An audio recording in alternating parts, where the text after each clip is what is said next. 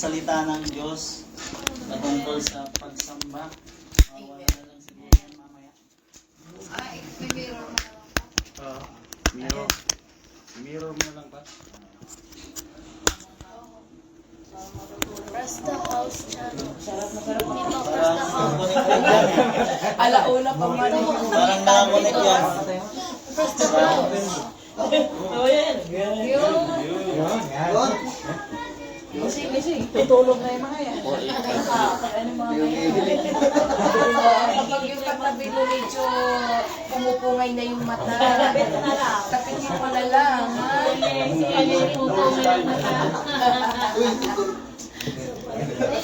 Hindi ko makita, sabi ni Eddie. Go, Eddie. Quiet, come on. Oh, no, no.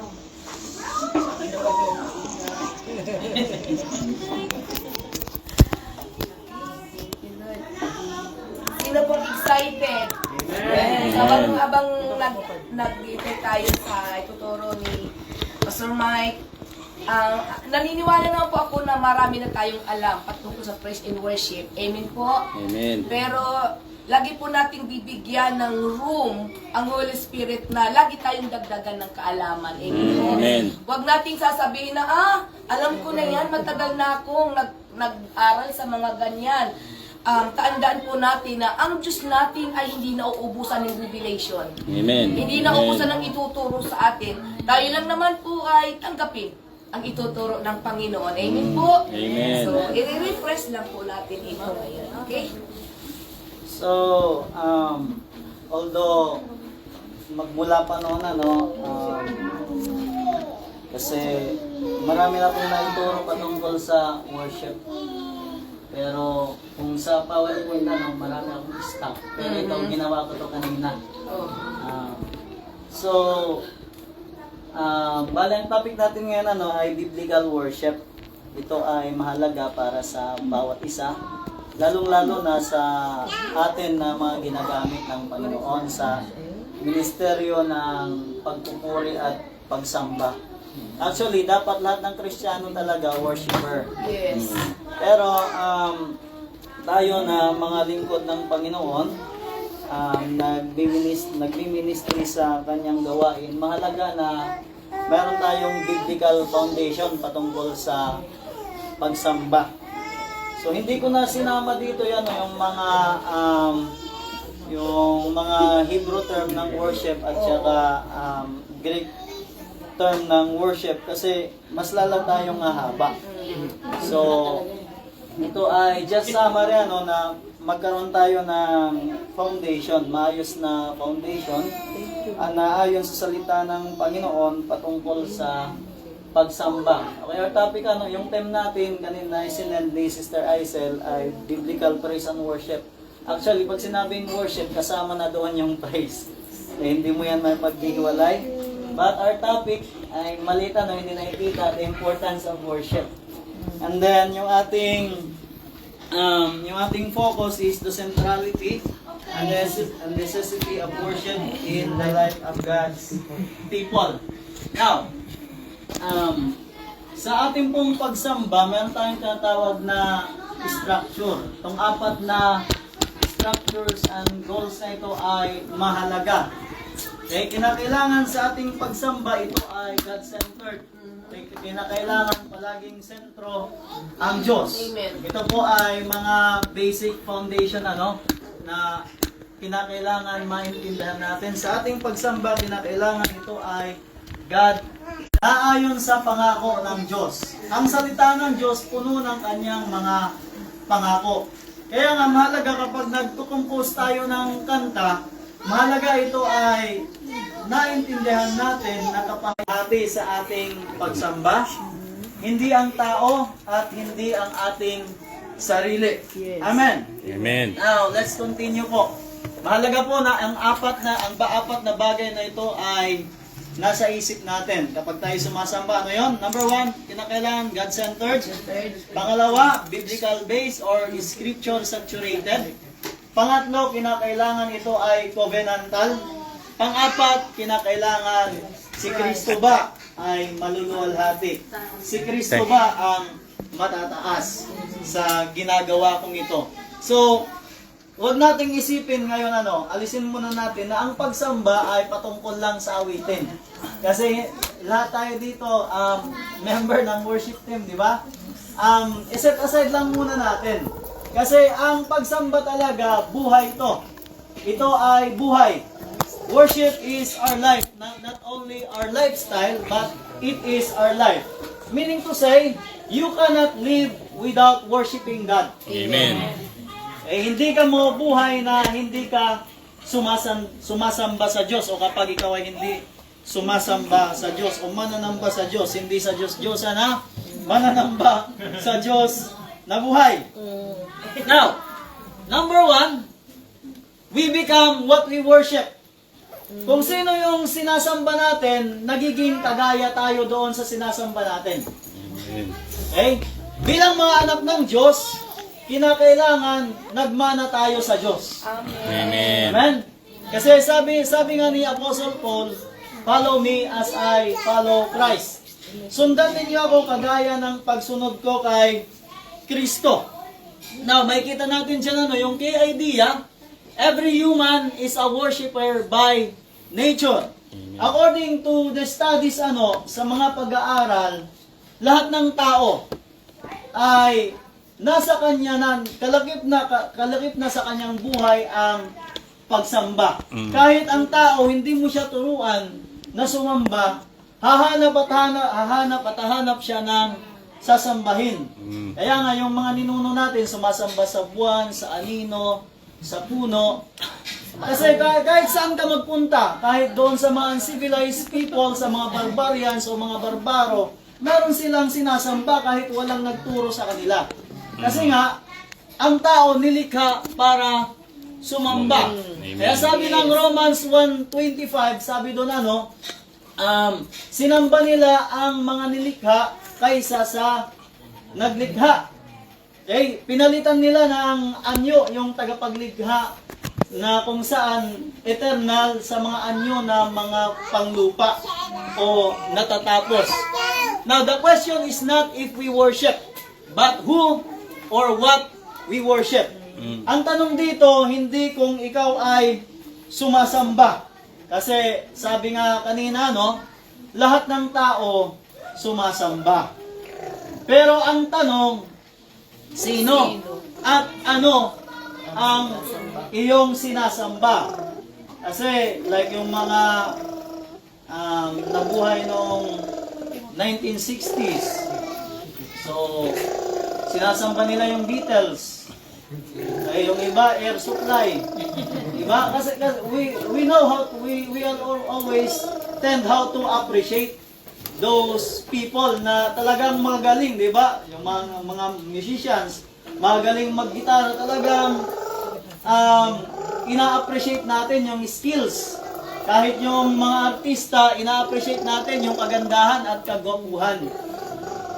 Hanggang sa umaabot tayo doon sa punto na hindi natin alam na yung pag-appreciate natin, equivalent na pala sa pagsamba. Okay? Kahit yung Sunday service, o pagbabasa ng Bible, prayer meeting na ipagpapalit natin doon sa mga idolo natin. Okay? Kaya yung tanong dito, it is not if we worship, but who or what we worship. Mahalaga na kilala mo at alam mo ang iyong sinasamba. Worship is the highest calling of the redeemed. It is what we will do for eternity.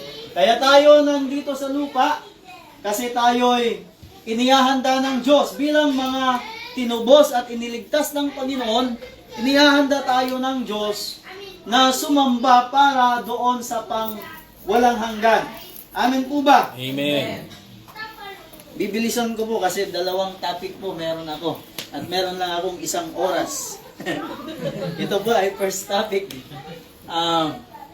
Number 2, worship begins with God, not with us. God is the author of worship. Amen. The word worship originated from God. Now, makikita natin dyan, letter A, the God-centeredness of worship, God's supremacy. Sabi ng Bible, Romans 11:36, for from Him are through Him, and through Him, and to Him are all things. So, meaning to say, ang Diyos ay supreme. God is supreme. Ibig sabihin, siya ang nakakaangat. Siya ang may capacity. Nasa Kanya lahat ng kapangyarihan. Para sa Kanya, nilikha lahat ng bagay. Walang bagay na naririto sa lupa, nakikita man natin o hindi natin nakikita. Lahat po ng iyan ay nilikha para sa kapurihan ng Panginoon. Now, worship is not an entertainment or self-expression. It is ascribing to the Lord the glory due to His name. Ang pagsamba po, hindi to entertainment. So, wag po nating sikapin na ma-entertain ang tao. Ang ating i-entertain si Lord. Kasi once na nalugod ang Panginoon sa atin, kusang bababa ang kanyang presensya sa mga tao.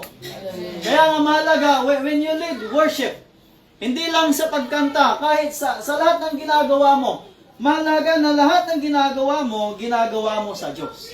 Kasi kapag nalugod ang Panginoon, kusang bababa ang kanyang presensya, magpuplow sa buhay mo at aapekto doon sa mga tao na nakapalibot sa iyo. Hindi mo na kinakailangan i-entertain yung mga tao.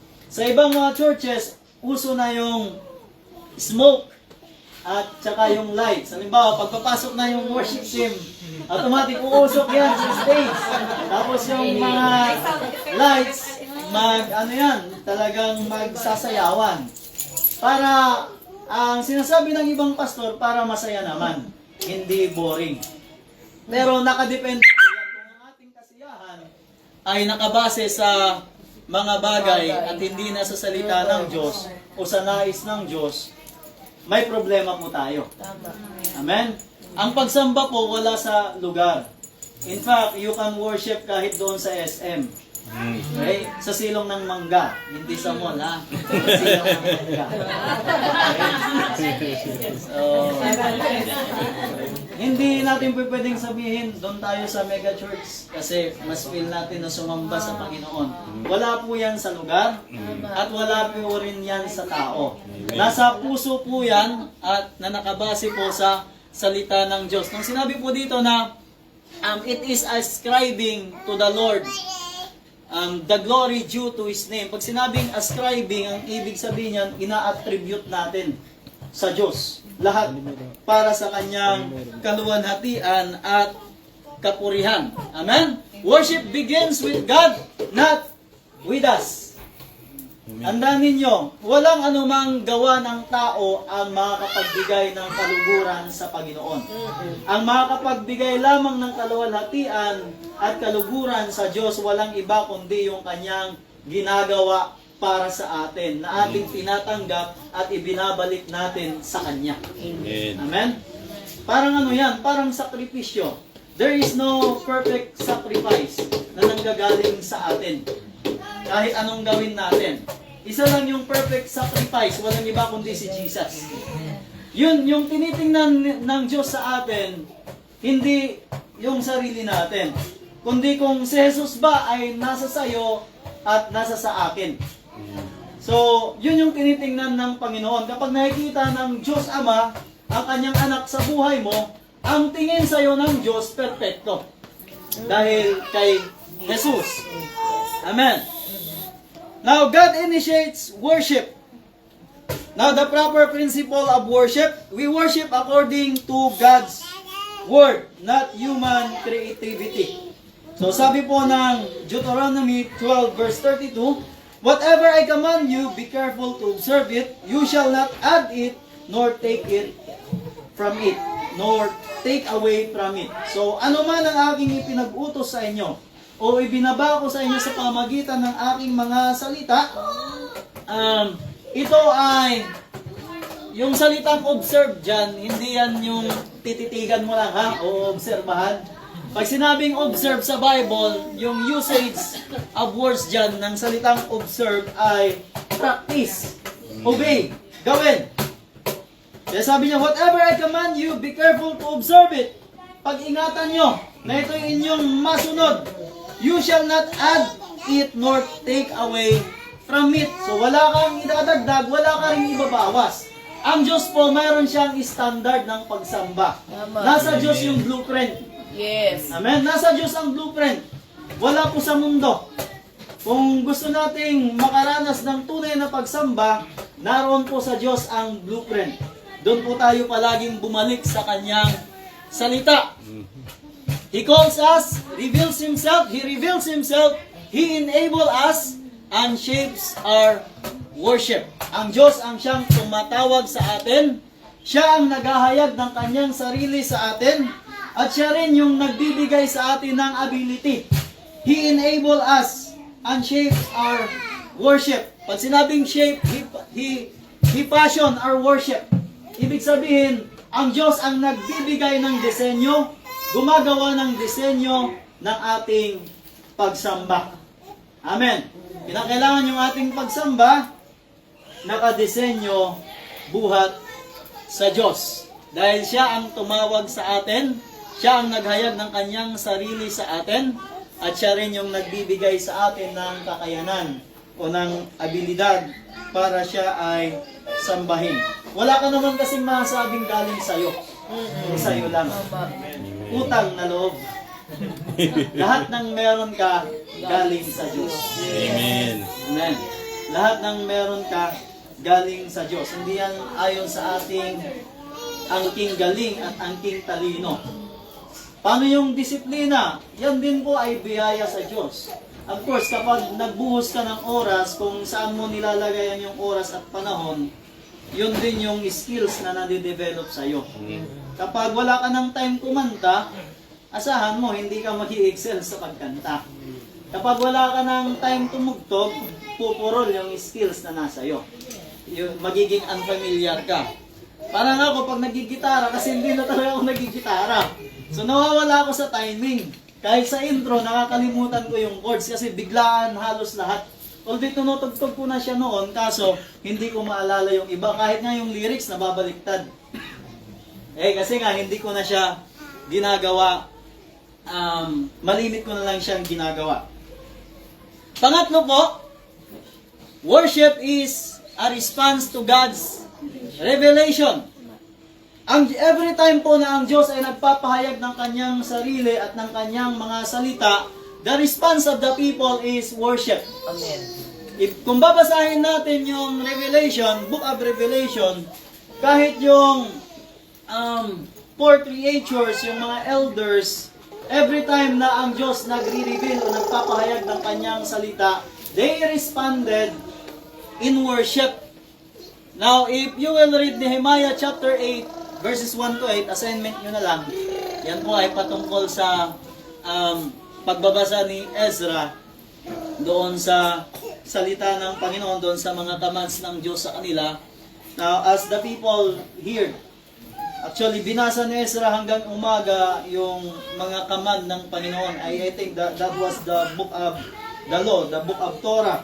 So, hanggang tanghalian yung kanyang pagbabasa.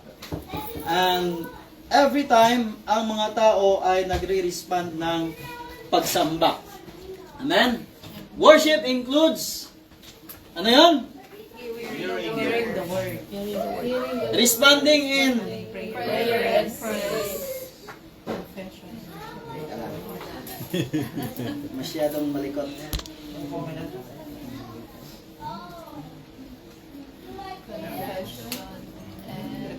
Okay, yan na lang. Okay, worship includes hearing the word. So, ang pakikinig niyo ngayon sa salita ng Panginoon, pagsamba po yan. So, hindi mo pwedeng sabihin, hindi mo na ako makikinig. Wala pa namang altar call. Walang ganon. Okay? So, responding in prayer and praise. So, kinakailangan ang panalangin, ito din po ay pagsamba. Amen? Ang pagpapasalamat at pagpupuri sa Diyos, ito rin po ay pagsamba. Confession and repentance. Yung pagpapahayag mo sa Diyos ng iyong mga kasalanan at pagsisisi at pagtalikod sa mga ito. Ito rin po ay pagsamba. Kasama po to sa ating pagsamba.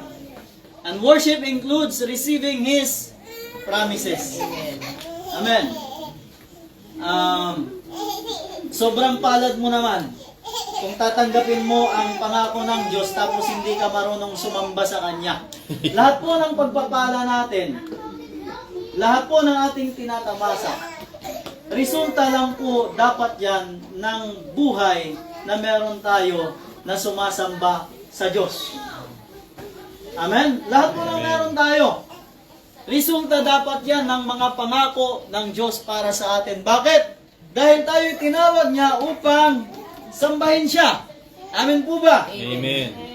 Worship is a response to God's revelation. When God reveal you something according to His words, ano ang iyong response? Thanksgiving, appreciation, mapapawaw ka sa salita ng Panginoon. Amen? Amen. Sasabihin mo sa Kanya, Lord, salamat.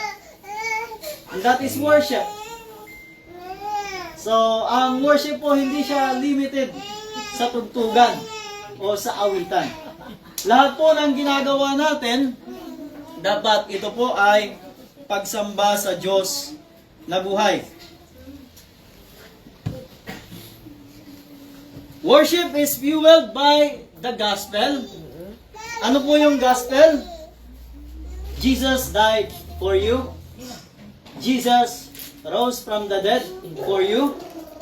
Jesus give you eternal life. Kaya nga, walang rason para hindi mo siya sambahin. That is why worship is fueled by the gospel. Kumbaga, yung pagsamba natin, mas lalo itong pinapag-alab ng mabuting balita. Ikaw ba naman, inabsuelto ka sa mga kasalanan mo, hindi ka ba magpapasalamat? Ikaw ba naman, mayroong mga nag-ako ng mga pagkakamali mo at mga kasalanan mo? Mayroong tumanggap ng parusa na dapat sana ay para sa'yo, hindi ba may ignite yung pagsamba mo sa Kanya? Amen?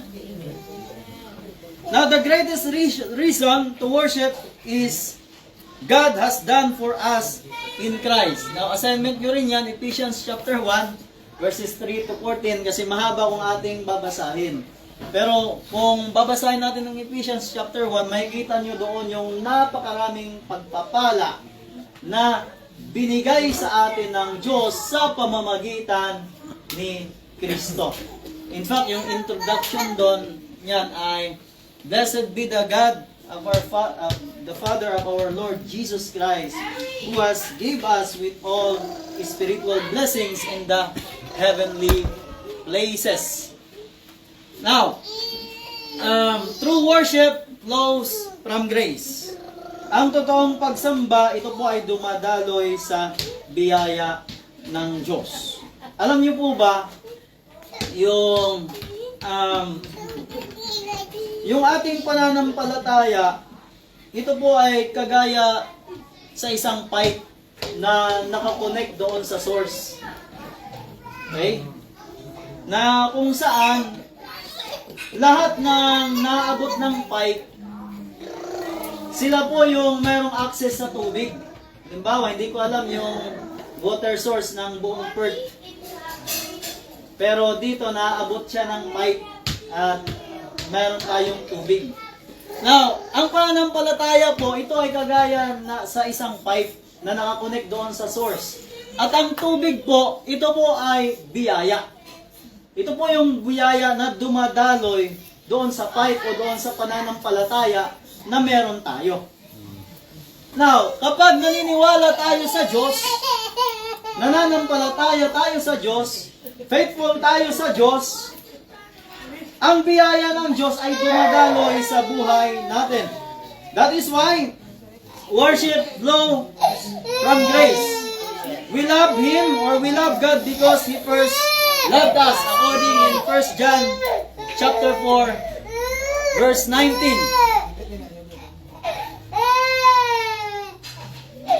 Pangapat po, worship forms and transform us. Ano po yun? Pakibasa ulit. Worship forms. Ang pagsamba, ito po dapat yung humuhulma sa atin. At nagbabago sa atin from glory To glory. to glory. Amen? Amen. Sa madaling salita, worship is discipleship. Pag sinabi po kasing disciple making, ito po ay paghuhulma. Di ba? Nung pinili ng Lord yung kanyang mga disipulo, the apostles, the 12 apostles, sa loob ng 3 taon, ito po ay kanyang hinulma. Yeah. Actually, magkakaiba sila ng ugali. Meron doon mga magagalitin, mayroong mainit yung ulo, meron pa nga doon nananaga, di ba? Si Peter, nananaga pa rin. Oo. Yung dalawa, talagang pag nagalit, paulanan na natin ang apoy yan. Wala namang makwenta yung mga tao na yan. Yung dalawa, yung magkapatid, nag-aagawan din doon sa kung sino yung uupo, doon sa kanan na kaliwa ng Panginoon. So, ang pagsamba po, ito dapat yung pumuporma sa atin, yung umuhulma at nagbabago ng buhay natin from glory to glory. Kung sasabihin mo na worshiper ka, yet pangit pa rin ang ugali mo, malamang wala ka sa hulog. Kasi nga, habang di ba kanina, we became what we worship. Amen. Tama. Kasi kung sino talaga yung ina-idolize natin, yun yung ginagaya natin. O mga bata, sino ba yung sikat ngayon? K-pop. K-pop o ayan. Basta kung sino yung ina-appreciate mo palagi, yun yung gagayahin mo, yung forma, yung pananalita, lahat gagayahin mo. So, sa Diyos, kung ang Diyos yung tinitingnan natin, siya yung ating sinasamba, siya yung ina-idol natin, dapat nagiging kagaya niya tayo habang tumatagal yung ating pamumuhay bilang Kristiyano. Amen. Yes. God uses worship to shape hearts, align affections, and reform desires. Ibig sabihin, kapag habang sumasamba tayo sa Panginoon, nagiging mananamba tayo sa Diyos o ng Diyos, ang ating puso po ay binabago. Amen. Amen. Mas lalo pong nagiging puro, mas lalo pong nagiging mabuti ang makaatin ka. Di ba? Naiiba yung ating naiiba yung ating affection. Yung mga paborito nating forma at damit noon, nag-iiba din nung tayo maging Kristiyano. Dati, gustong-gusto natin kita lahat. Okay? Nung maging Kristiyano tayo, we learn how to become modest sa panonood natin. Kahit sa pananalita, nababago din tayo. Tama. Amen. Dati yung lumalabas, putot kutsinta. Ngayon, hallelujah, praise the Lord. Amen. May iba talaga kapag ikaw ay sumasamba sa Diyos. And it will reform your desires. Amen?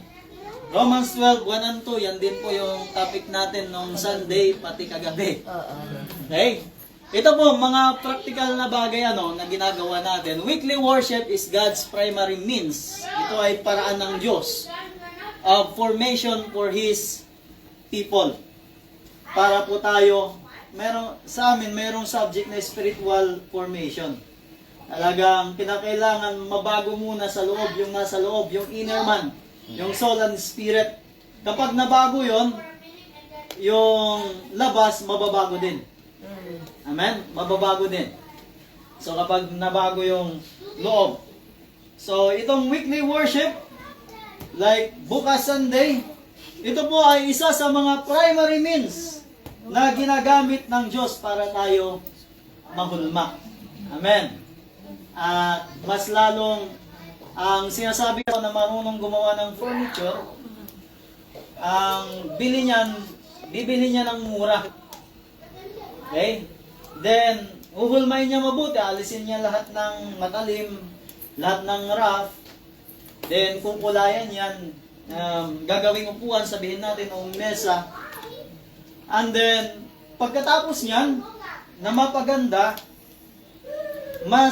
pag binenta siya, mas lalong Amen. Amen. So, ang Sunday worship, ito po ay primary means na ginagamit ng Panginoon para matuto tayo. Amen? mas lalo tayong mahulma ayon sa wangis ng Panginoon. Kaya nga, pinipili natin iwan yung mga labahan, kalimutan mo na yung away, at bangayan. So, nagdi-decide tayo ng mabuti. Napapa-slide ako pa kanan. Ibang topic na yun pag ginanyan ko. So, very disordered. Sabi po ng Bible, ang mundo pasama ng pasama. Kaya tayo na sumasamba sa Diyos, habang tayo sumasamba sa Kanya, nire-reorient tayo. Na hindi tayo umayon sa takbo ng mundo. Amen. According in Romans chapter 1 verse 2. Culture disciple us every day. Worship recenters us on God's truth. So di ba yung kultura, like ano ba yung kultura ng mga Australian? So pag walang Diyos yung isang Pilipino o Pilipina, ina-adapt. Okay? Ina-adapt. Kasi yun yung nakikita araw-araw, nakikita sa TV, nakikita sa wall ng social media. So, yung kaharap natin ng Diyos, nararanasan natin ang kanyang kaluwalhatian, ang kanyang presensya, naiintindihan natin na mali pala yung ginagawa natin. Mali pala yung ating desisyon. Bumabalik tayo doon sa nais ng Diyos na ipagawa sa atin. So in worship, we learn again who God is and who we are in Christ. O, nare-remind tayo kapag tayo sumasamba, sino ba ang Diyos sa buhay natin? At ano tayo kay Kristo. Amen. Amen. You are precious in the sight of God. Amen. Amen. So, malamang sasabihin sa'yo ng mundo, wala kang kwenta, wala kang pakinabang, pero ang salita ng Diyos hindi magbabago. You are precious in God's sight. Kulang ka, pero ang salita ng Diyos sinasabi, kumpleto ka. Amen. Yes. So worship forms and transform us. So worship is a covenant meeting with God.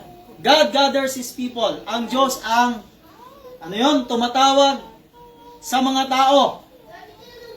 Worship is a covenant assembly where God meets His people, according in Hebrews 12, verses 22 to 24.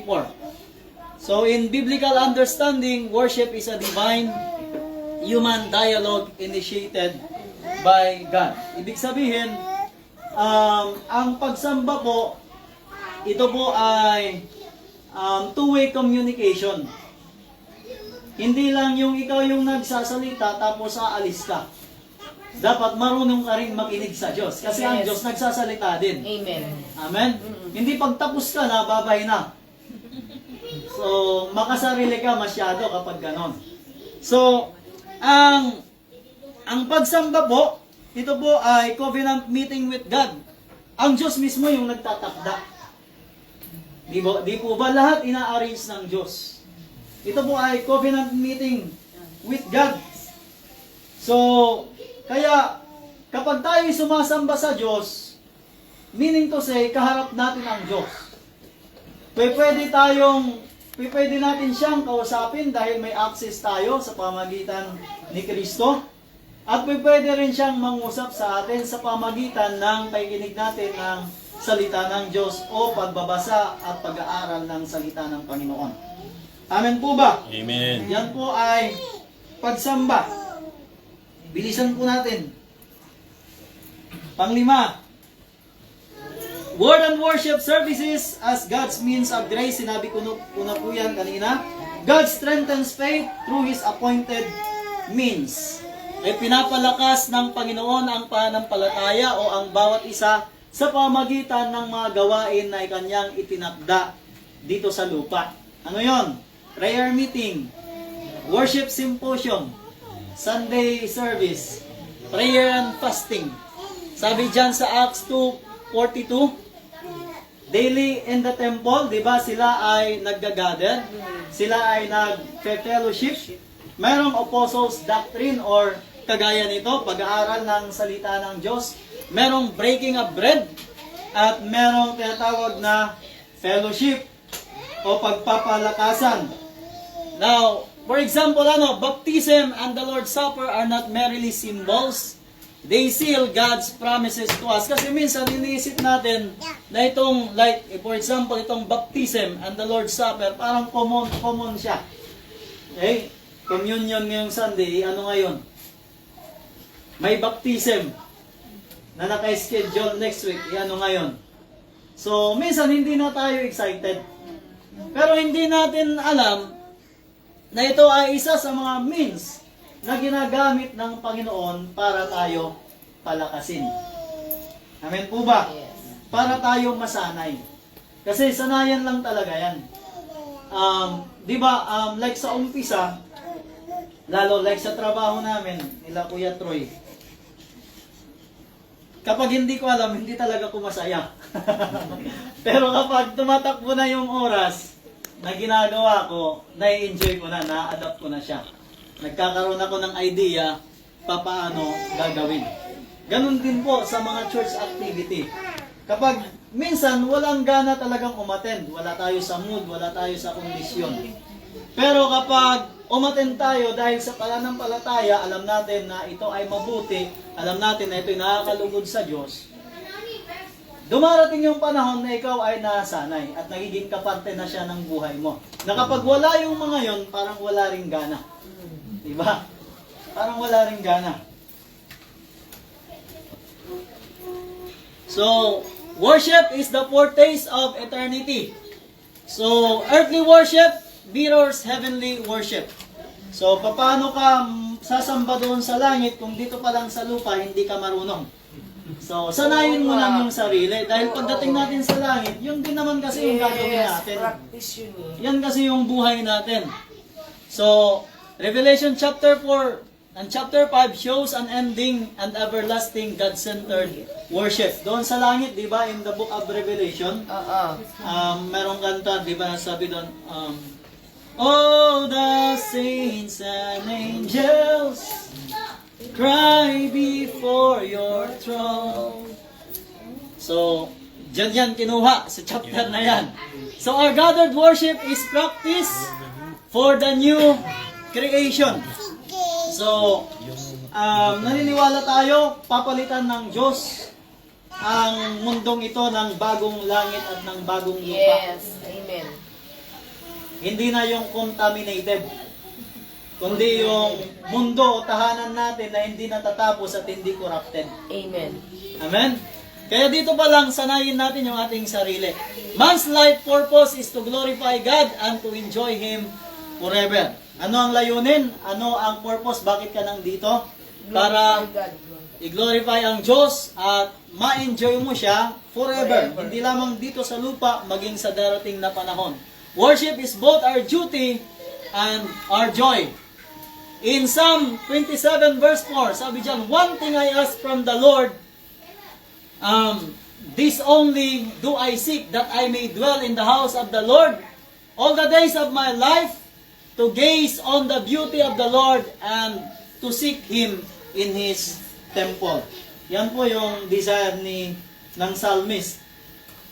One thing I ask from the Lord, this is only do I seek, that I may dwell in the house of the Lord all the days of my life, to gaze on the beauty of the Lord and seek Him in His temple. Dapat po, yan po yung nasa natin. Kapag nakapasok ka po sa eternity, hindi ko sinasabi na kapag namatay ka, kahit dito po, actually, namimiss ko nga yung talagang mag-isa ka lang. Kasi walang nakakita, walang istorbo. Kasi pwede kang umiyak sa Panginoon, pwede kang tumawa kung kailan mo gustuhin. So, iba po kapag tayo ay nasa presensya ng Diyos. Oh. Application. How then shall we worship? Of course, with reverence and awe. Mayroong mataas na paggalang at pagkilala sa Diyos. Sabi po ng Hebrews 12:28 and 29, Therefore, since we are receiving a kingdom which cannot be shaken, let us have grace by which we may serve God acceptably, with reverence and godly fear. For our God is a consuming fire.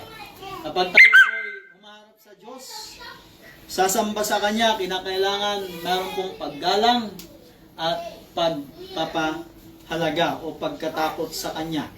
Of course, with understanding and engagement. Alangan naman sumamba ka na hindi mo naunawaan. Kaya nga, mahalaga, bago ka sumamba, kinakailangan kilala mo yung sinasamba mo. Amen. Kasi mahirap dun sa, kung, diba, ang pagsamba sa yung mga tao na walang Diyos, kahit sino-sino lang yung kailang sinasamba. Kasi nga, hindi nila alam paano sila sasamba. Kinakailangan po with understanding and engagement. Kinakailangan ikaw ay nag-engage. Meron kang, ikaw po ay nagpa-participate. Prepare our hearts, be present, attentive, and responsive. Letter C, makikita natin with gratitude and joy. Merong puso na marunong magpasalamat at may kagalakan. Worship is delight in God, not merely obligation. Ang pagsamba po, ito po ay dapat kaluguran natin sa Panginoon. Hindi po obligasyon. Kakanta na naman. Ako, may hapon na naman. Hakot ulit ng instrument, mag alas 4 na. Sabado na naman. So, yan, hindi dapat siya obligation. Dapat natutuwa ka dahil pag alam mo na hindi ka magpa-function doon sa ministry na meron ka, may hirapan yung iba. Yan yung topic natin nung Sunday. Kinakailangan mag-function ng maayos. So, huwag tayong babalik sa kilikili. So, yan ano? How then shall we worship? Of course, with our whole lives. Lord's Day, worship fuels everyday obedience. Sabi ng Colossians 3:17, and whatever you do in word or deed, do all in the name of the Lord Jesus, giving thanks to God, the Father, through Him. Amen po ba? Amen. Mga kapatid. Okay, conclusion. Worship is our identity. Pag sinabi pong identity, ano yon? Ito po yung pagkakilanlan. Ito yung katauhan mo. Yeah. So, kapag nawawala ka sa pagsamba, ibig sabihin, you miss the real you. Nawawala ka sa iyong sarili. So, worship is our identity. To worship is to step into our true purpose. Kasi lahat naman talaga nilikha ng Diyos upang sumamba. Kahit nga lang, sabi ng Psalms, di ba, galaw lang ng dahon, pagsambayan sa Diyos. Galaw lang ng dahon ng mga puno, yan ay nakakapagbigay ng kaluwalhatian sa Panginoon. Ang trabaho ng araw, magpa-araw siya, magbigay siya ng liwanag. Yan po yung dahilan bakit siya nilikha ng Diyos. Kung hindi siya magpa-function, malamang panay gabi tayo. Okay? Darating yan, in the book of Revelation, wala ng araw. Hindi na magbibigay ang araw ng kanyang liwanag. Kapag ipinag-utos ng Diyos. The gospel save us for worship. Niligtas tayo ni Jesus. Para ano? Ibalik tayo sa pagsamba. Amen. Worship is where we meet God, are reshaped and reshaped by His grace and taste eternity. Mali po yung R na yan. And po yan. So worship is where we meet God and reshaped by His grace and taste eternity. So yung nararanasan mo dito, ano pa lang yan? Patikim. Kutsarita pa lang yan. Hindi pa sinasandok ng Lord talaga. Para sa iyo. Anino lang daw yan. Amen. Anino. Yan totoo nasa langit. taste pa lang yang ng eternity. Di ba kapag tayo'y napuno talaga ng presensya ng Diyos sa worship, ibang-iba sa pakiramdam, mga kapatid. So, kaya mahalaga, no? Ito po yung kahalagahan po ng pagsamba or the importance of worship. Meron po ba kayong mga tanong? Katanungan. Hanggang anong oras pa ako, Pastor Rafe? 2:00 na po. Wala kayong tanong? Siguro magtanong po kayo. Tanong, bago ako magpunta sa pangalawa. Ano yung tanong mo? Ano yung panimula?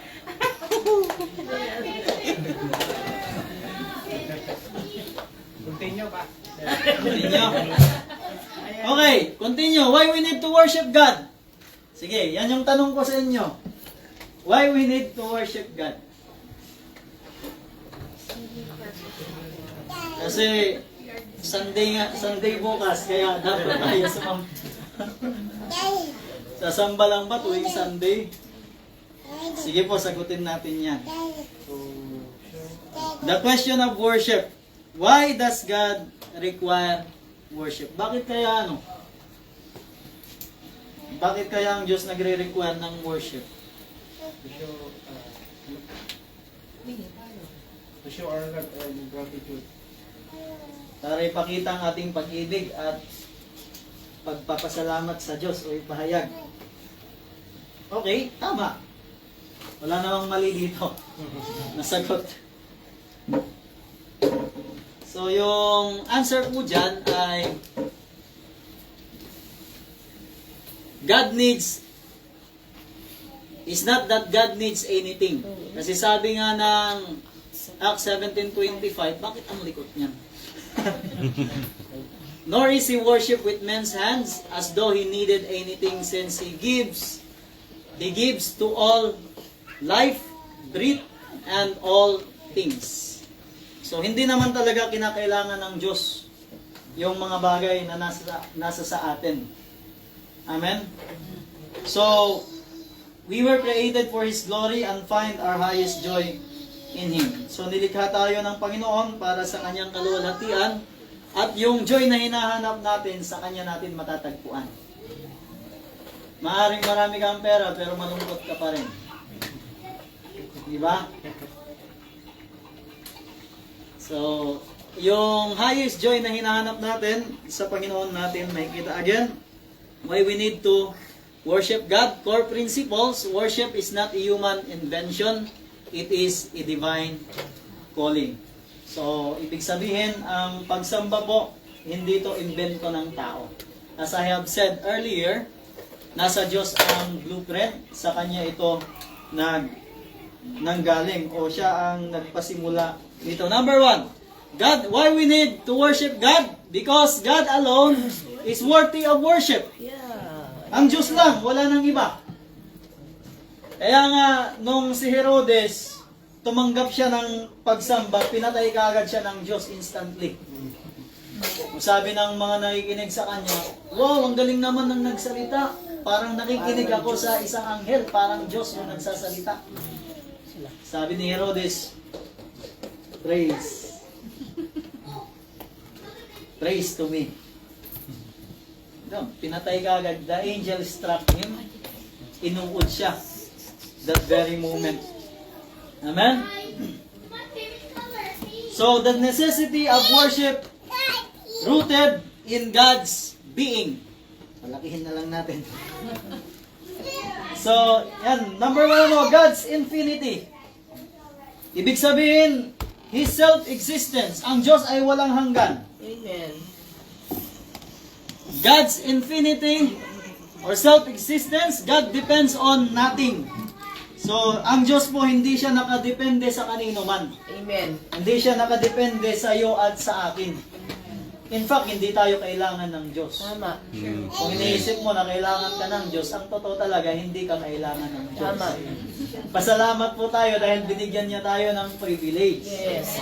Na nilagay niya tayo dito sa lupa. And then binigyan na tayo ng pribileyo na siya ay makilala at sambahin. So God depends on nothing, but all things depends on Him. Tayo po yung nakadepende sa Kanya. Kahit sabihin mo na mature ka na, didepende ka pa rin sa Diyos. Amen. Amen. Didepende ka pa rin sa Diyos. Alam niyo po, masarap dumepende sa Diyos.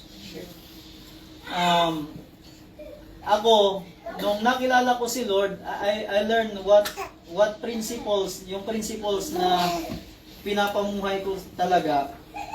Gusto ko mapasa akin o ma-accomplish yung mga gusto kong ma-accomplish o mapasa akin na kung saan hindi ako karapat-dapat. Kung pwede talagang hindi ko pinagpaguran o pinaghirapan. Gusto ko ibibigay sa akin ng Diyos. Para sasabihin ko palagi, hindi ito sa sarili kong pagsisikap. So, yan yung lahat gusto ko biyaya. Biyaya ng Diyos. Kaya didepende ako sa Kanya. Kaya ang sasabihin ko palagi, bakit ko papahirapan yung sarili ko? Kung pwede mo namang ibigay sa akin. Okay, of course, I'm not talking about in general na aspeto ng buhay. Pero kung yung mga pangailangan lang, ang sasabihin ko sa Diyos, ikaw ang magpo-provide ng lahat ng pangailangan ko.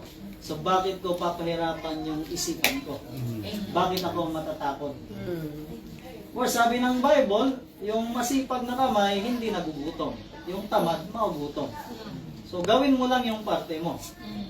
So kung nakikita mo naman na palagi kang may pagkain sa iyong hapag, ibig sabihin hindi ka tamad. Kasi sabi ng Bible, yung tamad, nagugutom. Yung masipag, hindi magugutom. So hanggat may pagkain na, binibigyan ka ng Diyos, hindi ka tamad. Malamang, hindi mo lang hilig umawit, kaya hindi ka nagpa-participate, pero hilig mong tumulong, kaya tumutulong ka. Ng papuri at pagsamba. Number 2, God's holiness.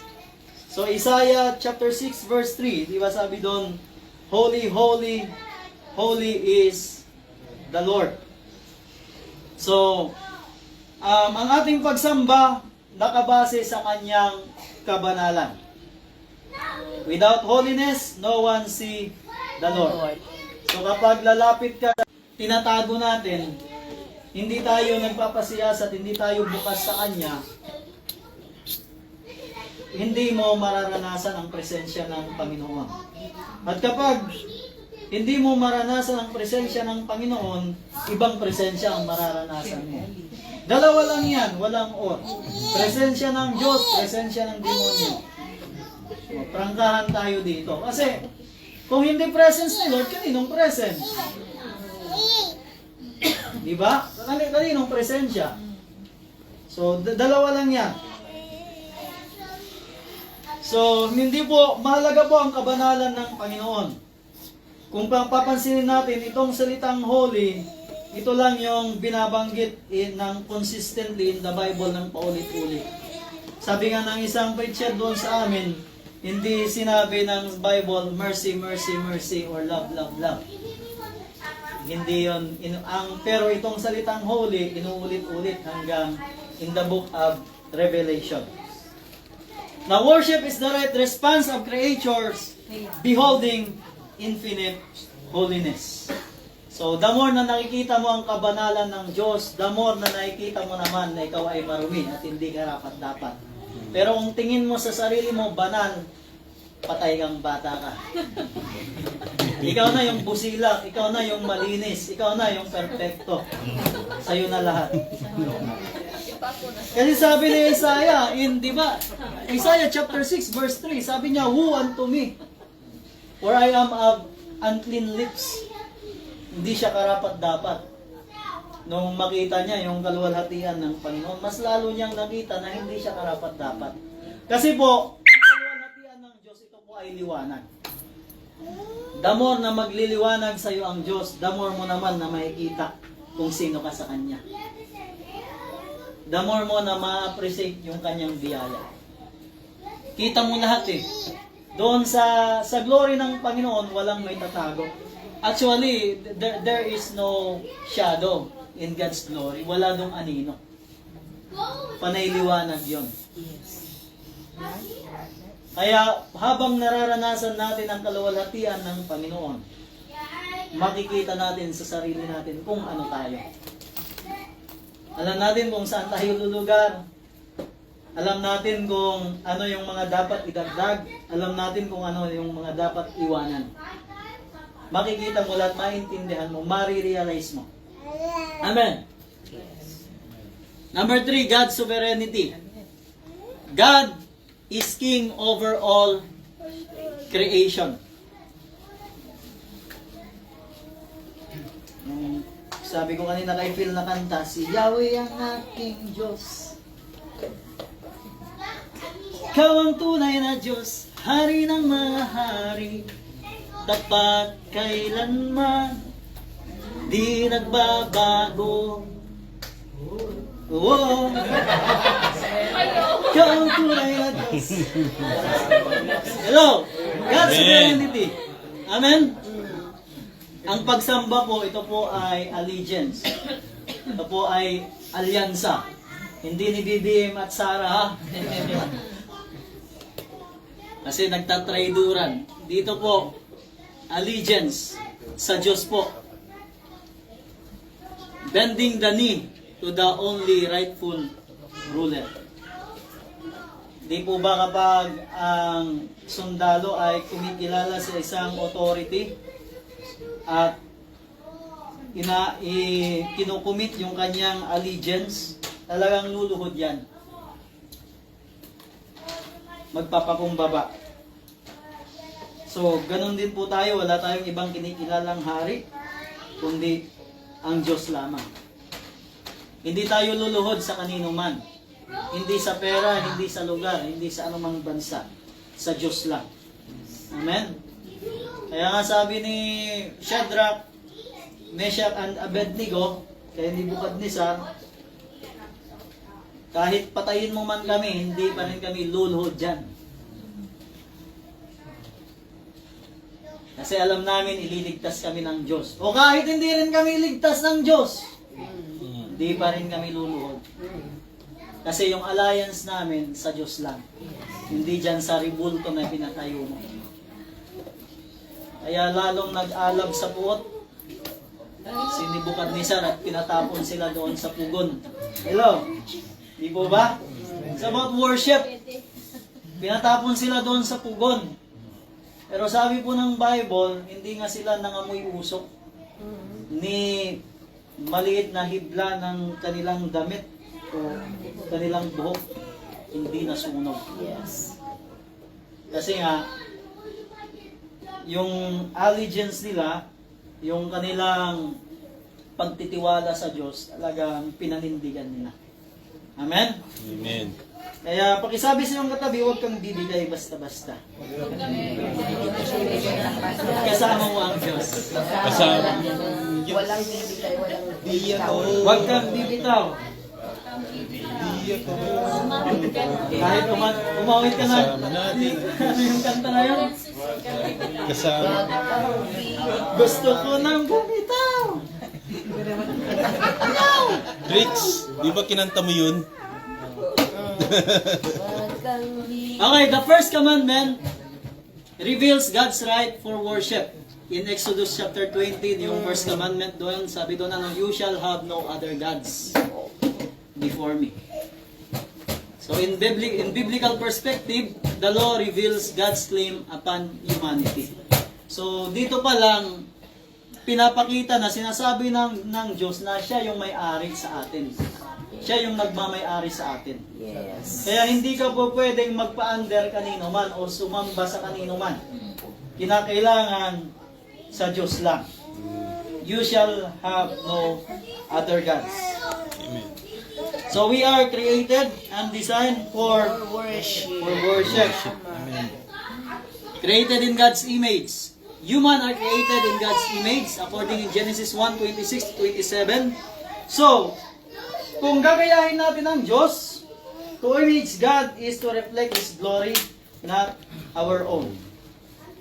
So, kinakailangan yung ipapakita natin, yung magre-reflect sa atin, imahe ng Diyos, hindi yung imahe natin. Hindi puro na lang ako. Ganito kasi ako. Ganyan kasi ako. Ako kasi ito. So dapat hindi palagi hindi ikaw. Amen. Hindi tayo. Dahil nilikha tayo ayon sa imahe ng Diyos. To image God is to reflect His glory, not our own. Amen. Amen. Sikat kasi ako, magaling kasi ako. Dati kasi akong ako. Ikaw na. So, worship is the soul's orientation toward its Creator. Sabi po ng Psalm 62 verse 5 and 6, yes, my soul find rest in God. My hope comes from Him. Truly, He is my rock and my salvation. He is my fortress. Kasi po, kung hindi tayo samba sa Diyos, ito po yung mangyayari sa atin. Restless heart. Wala pong kapayapaan. Wala pong kapahingahan. Our hearts are restless until they rest in God's presence. So, sino sa inyo dito panatag sa presensya ng Diyos? Kasi ang totoong kapanatagan, nasa presensya talaga ng Panginoon. Amen. Matthew 11:29, anong sabi doon? Come unto me, all you labor and heavy laden, and I will give you rest. Take my yoke upon you and learn from me, for my yoke is easy and my burden is light. So gusto ng Panginoon, panatag tayo, hindi po puno ng kabigatan yung ating puso. If just in case na puno ng kabigatan ng ating puso, dalhin natin sa Panginoon. At sigurado po, sa presensya ng Panginoon, ito po'y kanyang aalisin at bibigyan niya po tayo ng kapahingahan. We will find rest in God's presence. So yung rest na hinahanap mo, wala yan sa kung mag-long drive tayo. Hindi yan makakasatisfy. Amen. Hindi rin yan kung dumating na yung sahod mo na pang isang buwan. Hindi rin. Yung totoong rest, nasa presensya ng Panginoon. Amen.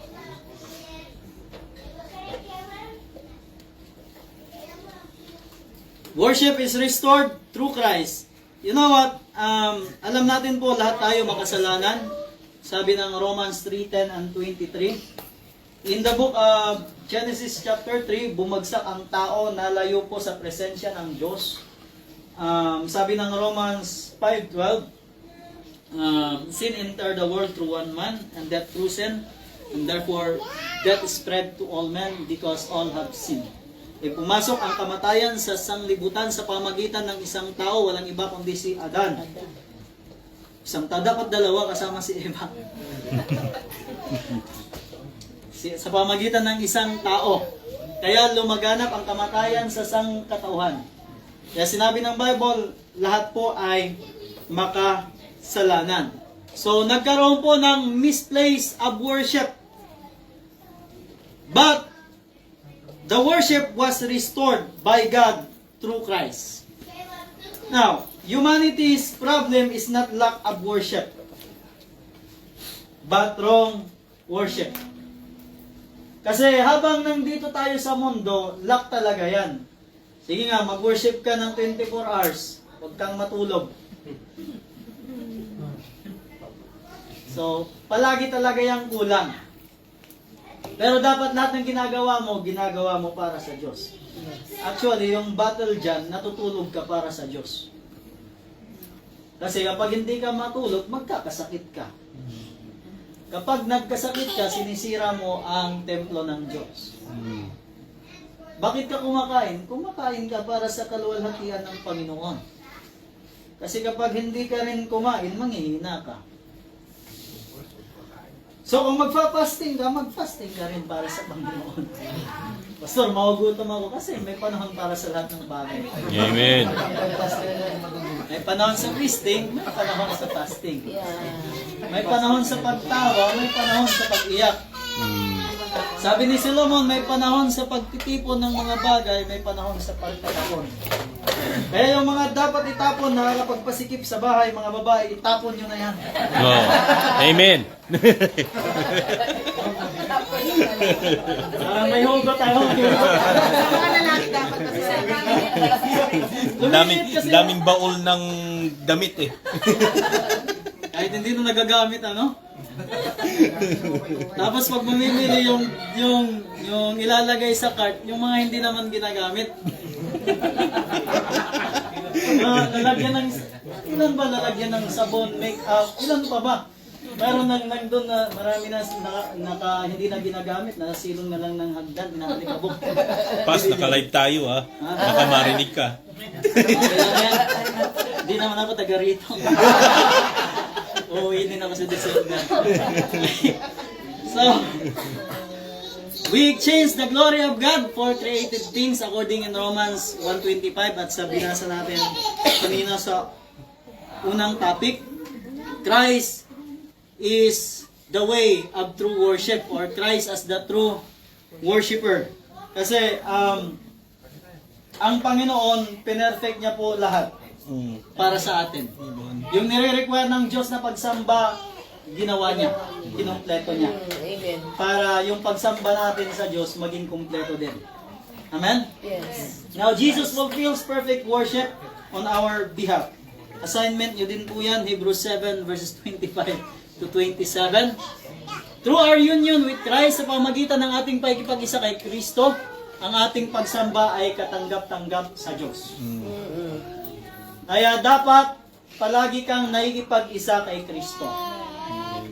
Imposible na magkaisa ang both party kapag magkaiba sila ng hilig.